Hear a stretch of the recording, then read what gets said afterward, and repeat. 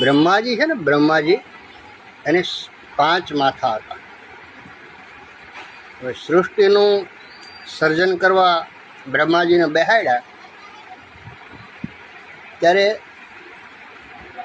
એક મુખમાંથી 7નો જન્મ કર્યો. આનિકોરના મુખની અંદર સીધી એને મુક્તિ મળે.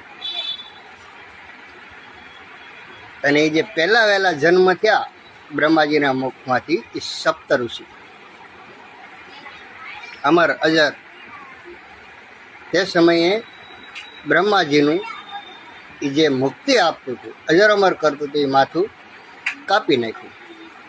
અને પછી બ્રહ્મા અને વિષ્ણુ બે વસારે ઝઘડો થયો.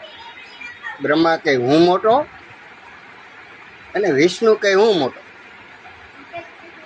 હવે એ ઝઘડાની અંદર શિવજી આવીને કીધું કે ભાઈ તમે ઝઘડો કરો માં, સૃષ્ટિનું સર્જન કરો. પણ બેનો ઝઘડો શાંત ન થાય કે કાં તમે મને મોટો કહો અને કાં વિષ્ણુને મોટો કહો. પછી શિવજીએ ત્યાં પહેલી જ્યોત જગાડી.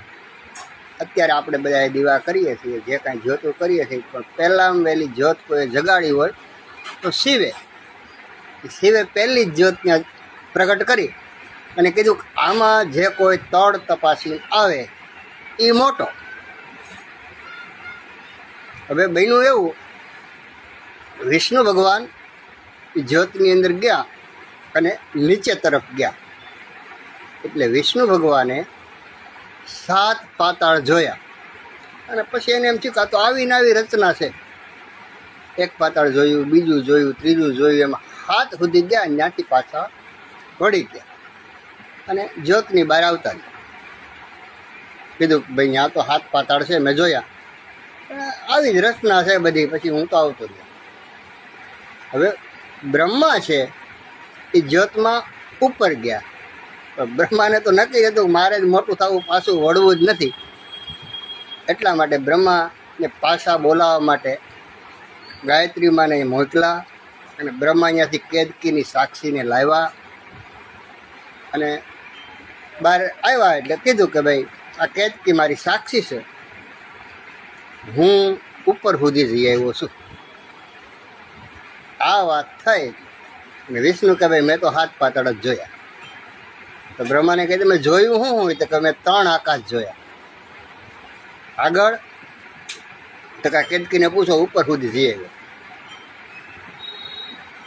અને ગાયત્રી કેદકી અહીંયા હતા અને શિવ કોપાયમાન થયા કે જે મુખેથી બ્રહ્મા ખોટું બોલ્યા એ બ્રહ્માનું માથું શિવજીએ ત્રિશૂળ લઈ અને મારીને કાપી નાખ્યું.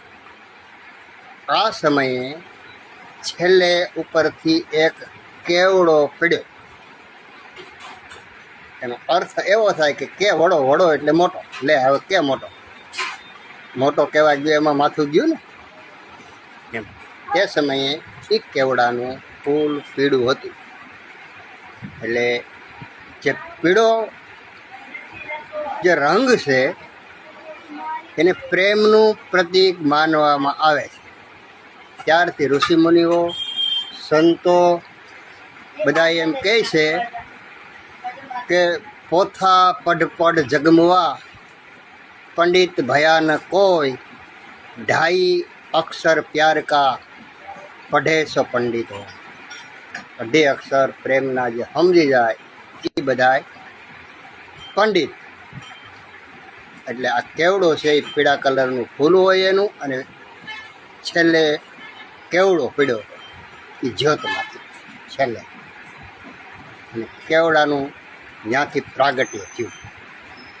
જય મહામાયા.